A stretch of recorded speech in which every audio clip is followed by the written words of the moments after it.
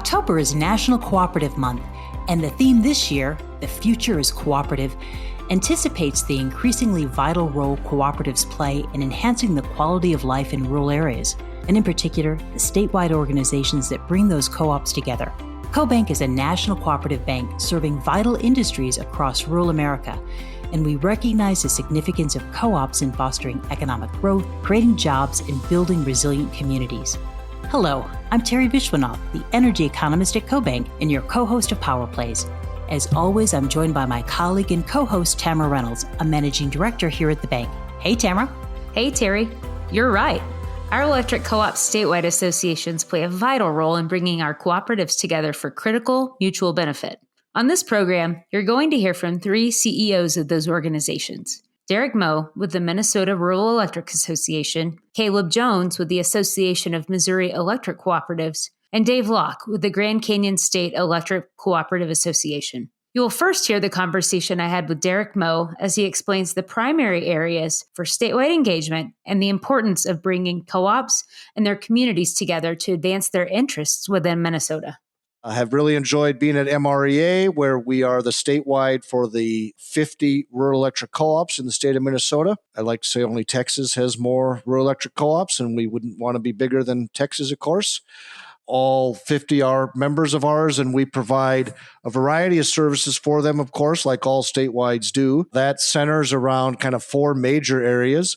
One is our communications program, where we work to be the voice of Minnesota's rural electric co-ops for the general public and for thought leaders and so on. We have a robust safety program. We have 5 folks in our safety program that go out to co-ops every day of the week and provide on-site safety training and reviews at our co-ops around the state. We have a events and education program, have 60 plus events a year. We're the main source of continuing education for our members, both staff teams as well as directors around the state. And we get engaged in policy quite a bit. We represent the co-ops at the state legislature, as well as do a lot of work in the regulatory environment for our members in Minnesota. Let's talk a little bit about what some things are that you're dealing with in Minnesota from the policy perspective, not necessarily from the federal level, but from the state level, maybe even local level. And how are you guys thinking about addressing some of those or looking for solutions to those? In Minnesota, we are among the most aggressive now in terms of a carbon-free standard. In 2023, the legislature adopted a carbon-free by 2040 bill. That's more aggressive than California, for example, and it is a mandate, not a goal. And every electron of electricity sold in the state of Minnesota by the year 2040 will need to be from a carbon-free generation resource. So that's the single biggest energy policy the state has passed in its history. If you look at the grid composition of, what's generating in MISO, that's our regional transmission organization, at any particular time, it varies a lot. There are certainly a lot of hours where renewables are 50% plus of the total generation. But particularly when it's the hottest or the coldest, there's also plenty of hours where wind and solar are less than 10% of the generation, and fossil fuels are 80% of the generation. We do also have some existing nuclear plants in the state, so they're usually filling in some of that as well. But we're going to have to basically get rid of that fossil fuel component for all the load served in Minnesota in just 16 years. And so that's a major transformation in the industry being required by that policy. In addition to having a 2040 carbon-free bill, we also have had a long-standing moratorium on any construction of nuclear energy in the state. So Xcel Energy has worked hard to protect its 2 existing nuclear plants, and they've been pretty successful at that. So we've ramped up our work to say that that's really not viable as we try to meet radically increasing load growth and try to do that in a way that's carbon free. You really need to have nuclear energy as one of the tools that you can reach to in order to have a good chance of making that work. And then net metering. Minnesota was the first state in the union in 1984 to pass a law that required that you pay full retail rate for solar generation at a home. Co-ops have been fully integrated into that requirement since the beginning. So up to 40 kilowatts of electricity, which is roughly 4 times the use of an average home. Up to that size, we have to pay full retail rate. So we've got lots of co-ops sending big checks to lots of homes that are essentially merchant generators getting paid full retail rate, about twice what they would be paying their wholesale power provider for the same electricity. What's sort of the approach that you guys are taking from a grassroots perspective to help understand the impacts and communicate that to the membership? We do that in a number of ways, including strengthening our relationship with the media. We have been successful at building stronger relationships with some of the key statewide media outlets. And that allows us to stay in touch with them about what our views are. And in some cases, that means that we get in print. In other cases, it just means that at least they've had some understanding of kind of where we're coming from.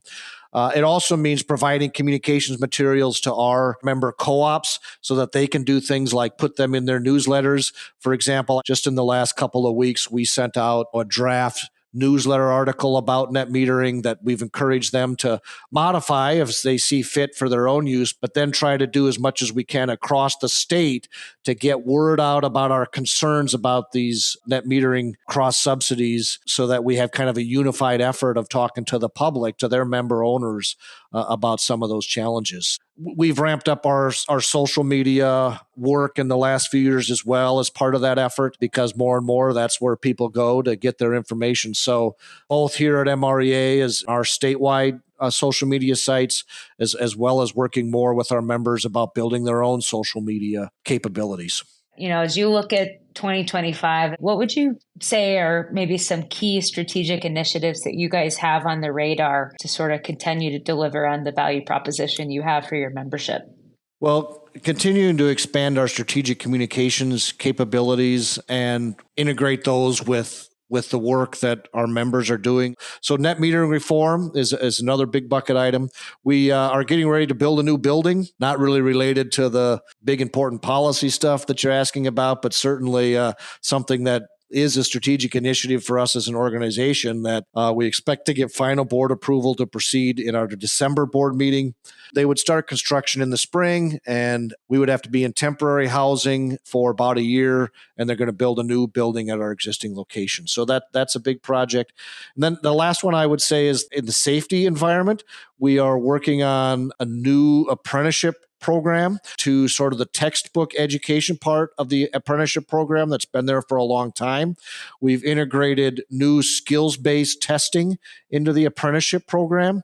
And on a fee-for-service basis, the co-ops that have apprentices that want to have us engage with them to look at, hey, out of the 200 things a journeyman needs to be able to successfully do, let's independently identify and test those various tasks and make sure that the apprentice can do them safely and keep the power flowing reliably. So that would be more an integrated approach between the book learning side and the skills-based testing side. We're working with the Minnesota Department of Labor and Industry now to try to roll out that new programmatic approach in our apprenticeship program, hopefully in early 2025. Bringing communities together to have a stronger voice in their future and keeping their workforce safe, these are terrific initiatives. You're going to hear similar themes in the conversation we had with Dave Locke, however, this time from an Arizona viewpoint. There are only 6 distribution co-ops in Arizona, but 4 of them are really large, relatively speaking to the co-op world, like 40,000 members or more. And then 2 of them are pretty small. But regardless of size, each of them are growing. And so that presents a challenge in terms of trying to keep pace with that growth. G&T, APCO, Arizona Generation Transmission Cooperatives, serves 5 of those 6 co-ops. And so they are working together to manage the growth that they're seeing. And also it's also the transition kind of away from more traditionally based generation resources to more renewable based resources. And APCO recently was awarded $485 million from the New Era program, which is fantastic. And that's going to be mostly solar and batteries that they're going to be constructing over the next 5 to 6 years. So on the distribution side of things, a lot of the co-ops are doing their own distributed energy programs. But it takes a lot of coordination. It takes a lot of planning, a lot of cooperation, not only amongst the co-ops, but with the other power providers in the state as well. Another challenge that we face in Arizona is governance. We are, of course, governed as co-ops, but we are also fall under the jurisdiction of the Arizona Corporation Commission. And that's essentially a public utilities commission. There's 5 commissioners and they're elected statewide because there's elections every 2 years. And so it's a staggered term. So we're generally facing a new cast of characters every few years. And we have to try to bring them up to speed on the co-op model and why it's different. Dave, I had an opportunity to actually sit in on one of your statewide meetings, and I found that the discussion around the legislative process was a fantastic discussion. Talk a little bit about those policy issues, because I'd like to hear your view on some of those issues. Sure. In terms of the policies, as I mentioned the Arizona Corporation Commission a minute ago, one of the things they've done is that they've repealed the renewable energy requirements that were on the books and the energy efficiency standard requirements that were on the books. A lot of the co-ops are already pretty far down the road and they'd already met the standards anyway. We want to make sure that if a future legislature or the ACC wants to impose other kinds of requirements, if they're realistic, of course. So that's one thing. The other thing is, again, tying in with the ACC is, rate making. In Arizona, we have to go to the ACC. The boards establish rates that they think make sense, but then it goes to the ACC and it can take up to 2 years to get a rate request approved. Well, of course, with that regulatory lag, if you need, a certain amount of revenue in the next 6 months or 12 months, but you're not getting the decision for 2 years, you can see that kind of causes some issues. So to try to see what we can do to expedite that process. But I mentioned that there's a lot of growth and a lot of development that's happening on the transmission and generation and distribution side of things. There is a line signing process that the ACC oversees in Arizona, and sometimes that can be pretty laborious to get through. Trying to streamline those approval processes as much as we can is another kind of a policy challenge that we're facing. Wildfire mitigation is another one for some of our co-ops as well that are up in the White Mountains, surrounded by forests, and they have a tough time sometimes being able to get the permits they need to clear the rights of way. And the last thing I'll mention is organized markets. Arizona's utilities are not in a formal day-ahead organized market right now. Actually, the large investor-owned utilities looks like they're heading toward perhaps the Southwest Power Pool, the co-ops, and the Western Area Power Administration, and then the smaller, electric districts and irrigation districts in Arizona haven't made that decision yet, but they are looking at what potential markets might make sense, because I think at the end of the day that everybody's going to have to be in some sort of a regional market. Those are some of the policy issues that we're dealing with in Arizona. You mentioned the New Era Award that APCO got, TRICO got a PACE award as well, which is really exciting. And all of that is sort of predicated on the commission approving the supplemental financing for some of that work. That's a great point in terms of us having to go back to the ACC to, say, all right, here are the plans. And, yes, we have this grant monies. And APCO also got a PACE award, too. I think if you total all the grants so far, and also we got some grid resiliency funds, it's like close to 700 or 800 million. So, David, what are some of the items that are on the ballot in your state that you're watching and that you guys are sort of thinking about when it comes to how rural communities and co-ops in particular, but rural communities overall might be impacted? There's a couple of interesting ballot initiatives as well that I thought I would mention. One is really at the heart of rural Arizona, and it's something that we're working with the Arizona Farm Bureau on to try to get passed. It's Proposition 134, and essentially what it does is that if you want to try to get something on the ballot in Arizona, you would need to go to all 90 legislative districts and get a proportional number of signatures in order for something to get on the ballot. Right now, and it's, Arizona's like a lot of other Western states where the population centers are kind of concentrated in one area. So people can just stand outside of a supermarket or a ball game in Phoenix and get all the signatures they need. And that precludes anybody else in the rest of the state from having any kind of a say-so on what might show up on the ballot. This would require signature gatherers to have to go to all 90 legislative districts in order to get something to qualify. So we're trying to get that across the finish line. And there's another one that it's kind of flying under the radar, but it's a pretty interesting proposition, which would require regulatory agencies in Arizona to submit proposals of regulations that would cost more than $500,000 in 5 years to the legislature for approval before they could take effect. There's something called the Office of Economic Opportunity that would have to call the balls and strikes and decide whether or not a proposed regulation would amount to more than $500,000 in 5 years. So I don't know if people are going to know enough about it when it's time to vote to be in favor of that, but that'll be interesting to see what happens. So those are just some of the things that we're looking at. As you look at 2025, what are the strategic initiatives for the association? What are you looking to do with your membership? A new thing that we're starting this year, and it's called Community Energy. And it's a comprehensive communications plan that includes radio, TV, social media to essentially extol the benefits of what we call community-owned power. And we're starting off in the co-op areas to make sure that co-op members are familiar with that, but then we're branching out to the cities as well, to the urban areas. And the idea is that we just need to lay the foundation, so to speak, for people being aware of why community-owned power is different, so that when we advocate in Phoenix or in Washington, D.C., but particularly in Arizona, that people are, sort of, oh yeah, I kind of heard about you guys, or that's right, you're a little different, just to try to be like another arrow, so to speak, in the quiver as we engage with those folks. And then we are going to take that a step further. We're going to kind of do it within the co-op building for the first year, so through 25. And then in 26, we are going to engage with the other community-owned power entities in Arizona. And it's interesting, there's not that many municipal utilities in Arizona, but there are a number of irrigation districts and electric districts. They have boards that are elected amongst their membership, so they're similar to a co-op, but they're not a co-op. But they're very similar in that their members, so to speak, are their customers. They're not for profit, so there's a lot of similar characteristics. But we think if we can broaden that model, we can have a larger reach across the state of Arizona to try to deliver that message as well. That's going to be a real big project. We have a logo that our communications director created, which we're going to tag everything with. It's called Community Power, and I think it's pretty cool. So we'll see how that goes.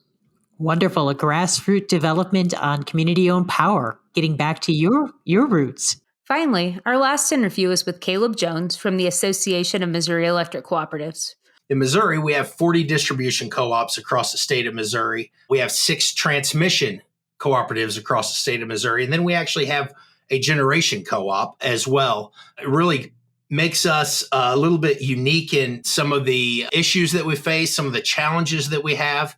I think one thing that we're certainly very proud of is we generate all of our own electricity. We don't have to go out on the market very often. I'm sure there's times where we'll go out on the market if the price is right, but the electricity that goes to the 600,000 households that we serve is actually, I call it locally grown, but locally generated here in the state of Missouri.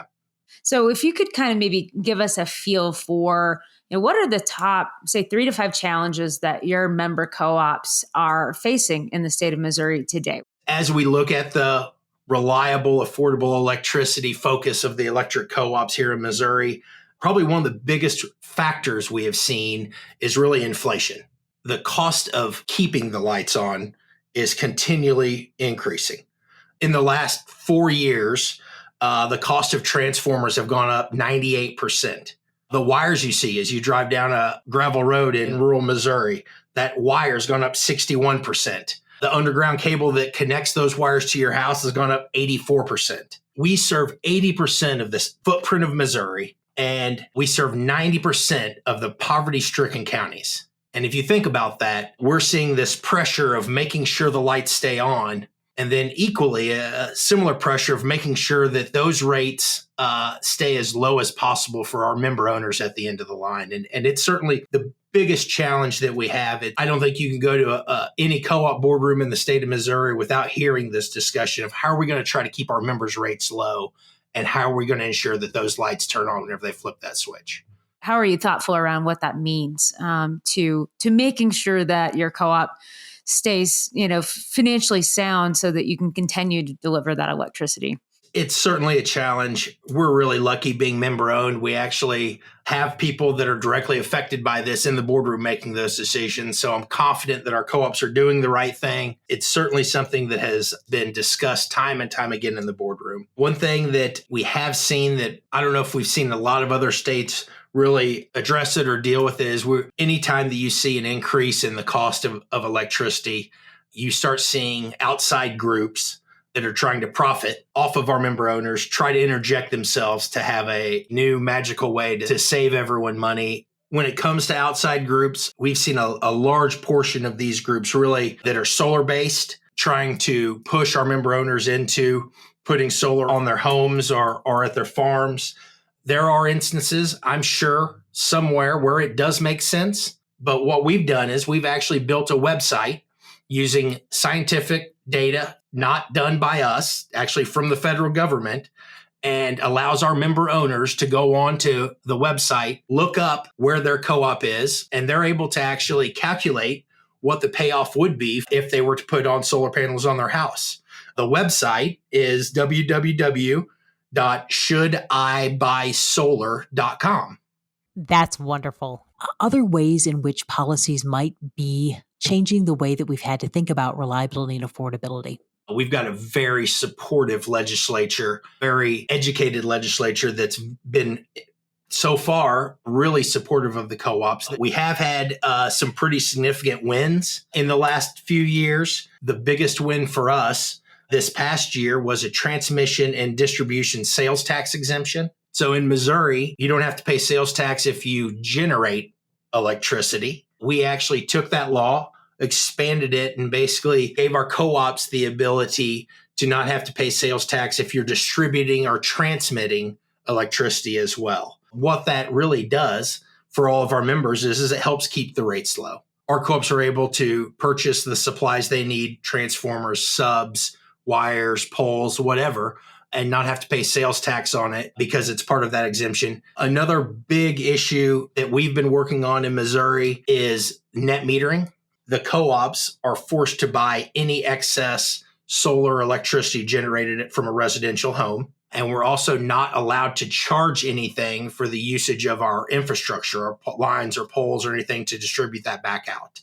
What it's actually doing is it's causing the member owners who don't have solar to subsidize those that do. And we believe in fairness. We believe that all of our members should be treated equally. And it's something we've been really focused on, trying to make sure that if you put solar on your home or farm, we don't want to stop you from doing that, but you should pay your fair share of what it takes to move that electricity out elsewhere. One of the bigger issues that we're facing in Missouri is something that I'm sure everyone's facing, and that's transmission issues. What we're starting to see is pressures from the landowners, and oftentimes those are the co-op's member owners, with concerns about how many lines are going across, let's say, a farmer's section of land. We've been spending a lot of time, effort, and energy trying to help towards co-location of lines, making sure that if there's a line being built across, it's in one area. Considering we've got 130,000 miles of line across the state of Missouri, we're starting to see a lot of outside groups, so whether it's third-party line builders or investor-owned utilities, want to partner with us and try to co-locate across our member owners' land. One of the more important co-op initiatives in Missouri is bridging the digital divide and providing high-speed internet access to the rural communities within the state. Caleb explains the importance of these programs. I believe broadband is the lifeblood of rural Missouri. It is really a chance for those that grew up on a farm like I did to have an opportunity to come back home to the farm. There's so much value in having fiber out in rural areas, not just for people wanting to work from home, but also making sure that the next generation of rural Missouri gets the opportunity to continue to live in rural Missouri. We've seen a substantial push across the state of Missouri, really realizing the economic value. We're starting to see not just residential, but industrial growth in rural Missouri because we have broadband out in rural areas. As we kind of expand that lens and think about what's important to your statewide association, tell us what the strategic initiatives are going to be going into 2025. Another strategic initiative that we're really focused on is making sure that all of our co-op employees go back to their families every night.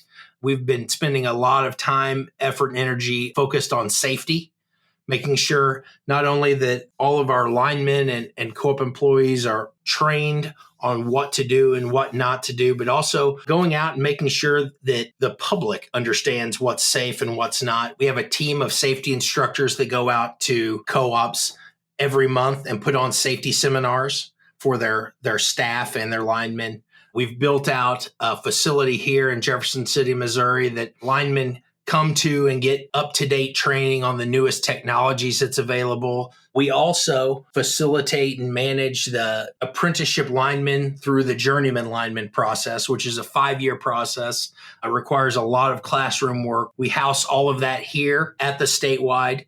Also, we have a group that does all of this testing. We go out to their co-ops, check all their equipment, make sure that it's safe so that they have not only safety training, but they have safe equipment to work with too. We actually reach out more, I think, to the co-ops to make sure that everybody can get home at night after work, and very focused on the safety aspect of our co-ops. As you can see, our statewide associations play a crucial role for their electric cooperatives, communicating their community needs with one voice, mobilizing resources, generating investment, and collectively contributing to their state economies. I really enjoyed engaging with these statewide leaders, and I hope that all of you have enjoyed the conversation. Join us next month when we spotlight the need for affordable, reliable electric generation and the role that flexible modular assets can play in meeting that need. That's right. We'll be joined by David Millar from Wärtsilä and John Igo from Mainspring Energy as we take a deep dive into this exciting technology. Please join us then, and goodbye for now.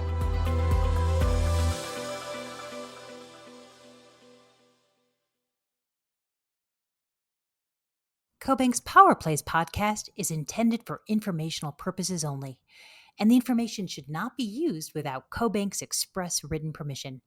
The information provided in the podcast is not intended to be investment, tax, or legal advice and should not be relied upon by listeners for such purposes.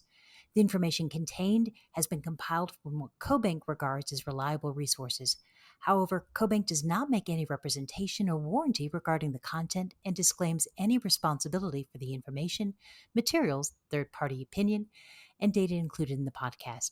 In no event will CoBank be liable for any decision made or actions taken by anyone, person or persons, relying on information contained in this podcast.